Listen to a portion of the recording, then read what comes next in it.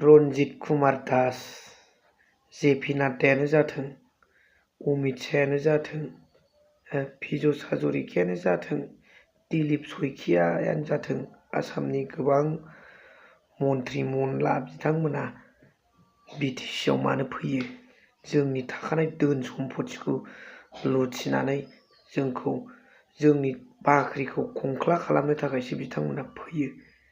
आरो बे बिथांमोनखौ फैनायनि लामाखौ प्रमद बर' बिटिआरनि CM मानगोनां सारा बिथांमोननि फैनायनि लामाखौ होदों होननानै चेनेलाव बुंदों।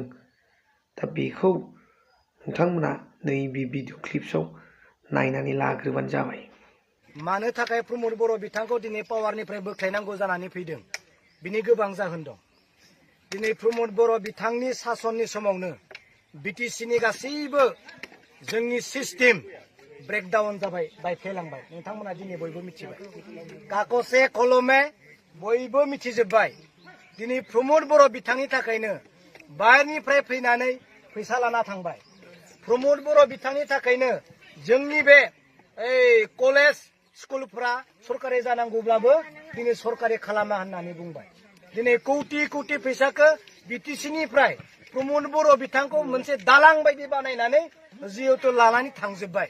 बिनिखायनो प्रमद बर' बिथांखौ बे पावारनिफ्राय बोख्लायनांगौ होननानै रायजो राजाया दिनै डिसिसन लाबाय। नङा नङा? औ, प्रमद बर' बिथांनि गेजेरजोंनो जुदि जोंनि बिटिसिआ धंख जाबायब्ला प्रमद बर' बिथांखौ बे गोहोनिफ्राय बोख्लायनांगौआ जरुरि नंगौना नङा? औ, बिनिखायनो दिनै रायजोआ प्रमद बर' बिथाङा गाज्रि दामोन, नोंथांनि समाबो मोजां फैगोन सानसे समाव, नाथाय नोंथांखौ जोङो बे पावारनिफ्राय बोख्लायनांगौआ जरुरि जानानै फैबाय। मानो होननानै बुङोब्ला नोंथाङा जेसेबां थागोन बै आसामनि मिनिस्टारफ्रा फैनानै जोंनि गासैखौबो लुटिनानै लाना थांजोबगोन। जायफोर जेसेबां मिनिस्टारफोर फैदों, जेसेबां MLA फोर फैदों, गासैबो लुटि लुटि लांगासिनो दं। नै दिनै नैबे PHC पाब्लिक हेल्थ इन्जिनियारिंनि स्किम 300तानिबो बारा बाहेराव हरलायबाय। आयं मिथिबाय? बे स्किमखौ बाहेरनि मानसिया लांजोब्बाय, मिथिबाय? बे स्किमखौ दिनै आंनियाव फैलायबाय नै। होमबा बे स्किमखौ बोरै लांनो हादों? प्रमद बर' सार थानायखौ लानो हादों। बिनि गेजेरजोंनो फैदों। प्रमद बर'खौ जोङो दालां होननानै साननानै लाबाय। बे दालांखौ जोङो सेफायनांसिगोन, मिथिबाय? बेनो बिनि गेजेरजोंनो जुदि आसामनिया, दिल्लीनिया, मुम्बाइनिया, नगावनिया जुदि फैदोंब्ला बे दालांखौ जों सेफायनांगौ ना सेफायनाङा? सेफायनांगौ। जों मोजां दालां बानायनांगोन। बिनिखायनो प्रमद बर' बिथांखौ बे सरकारनिफ्राय बिदाय होनांगौ रायजोआ डिसिसन लाबाय। जेन बिटिसिआ सान्ति जाथों, जोंनि मानसिया मावनानै मोनजाथों।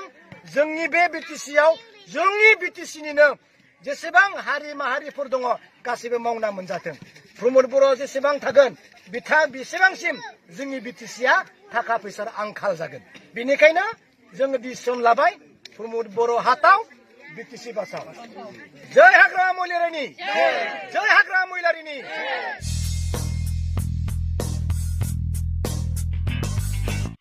खुलुमबाय, hello everyone, once again welcome back to the channel. दिनैनि गोदान भिडिअ नोंथांमोन बयखौबो गोसो गोथारै बरायदों, लोगोसे आसा खालामो इसोरनि अननायाव नोंथांमोन बयबो मोजां दं। स' दिनै जोबोद इम्परटेन्ट टपिक, नोंथांमोननि थाखाय जोबोद साननो गोनां बाथ्रा, एकदमबारे सिन्था सरसा करिब लगা खोथा। जोङो जोंनि बाख्रिखौ, बिटिसिनि बाख्रिखौ, बिटिसिनि माखासे पावारफोरखौ हमथानानै लाखिनांगौब्ला जोङो इयुन जोलैया माबादि सांग्रां जानांगोन बेखौ नोंथांमोना कमेन्टनि गेजेरजों लिरनानै हरग्रो गिबियावनो। बिनिफ्राय सावरायनांगौ खोथाया जाहैबाय, थारैनो आच्छा मोजां सिमां नुहोनानै, मोजां खामानिनि, मोजां जौगानायनि नंखाय फाला खुगा बुंफ्ला रन्जित कुमार दास, दिलीप शइकिया, पिजस हाजरिका मोना सानफ्रामबो नङाबाबो सम सप्तायाव खननै खनथाम जोंनि बिटिसिआव फैयो, क'क्राझाराव फैयो। बिथांमोननि बुंनाय आरो टारगेटआ आलादा नामा? बुंनाया आलादा, टारगेट खालामदों बिथांमोना बिटिसिनि बाख्रिखौ लुथिनानै लांजोबनो, गासिखौबो लुथिनानै लानानै थांजोबनो जोंनि बाख्रिखौ खंख्ला लांदां खालामनो थाखायसो बिथांमोना फैयो। अब्ला जों बिथांमोनखौ लाइ होनो नाङा। नाथाय मोनसे खोथा जोङो साननो गोनां बाथ्राया जाहैबाय जे बेफोरनि लाइखौ बिथांमोनखौ फैनायनि लाइ आरो लामाखौ बिटिआरनि CM मानगोनां प्रमद बर' सारा होदों होननानै बिक्रम दैमारि आदाया बुंदों।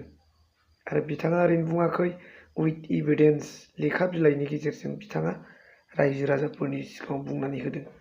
जोंनि थाखाय साननो गोनां बाथ्रा, राजनितिकखौ रिजनेल पार्टी हिसाबै BPFआ खालामो ना UPPLआ खालामो, खालामबाय था। रायजोनि उन्नतिनि थाखाय मावबाय था।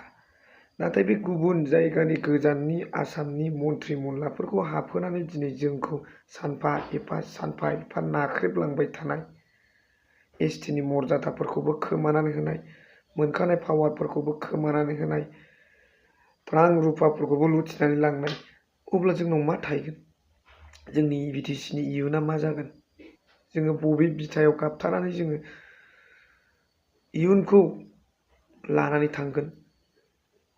दैदेनगिरि नोंथांमोन, आरो इयुना बेसेबां जोंनि थाखाय जोंखोल गोजों जोङो साननो गोनां जाबाय।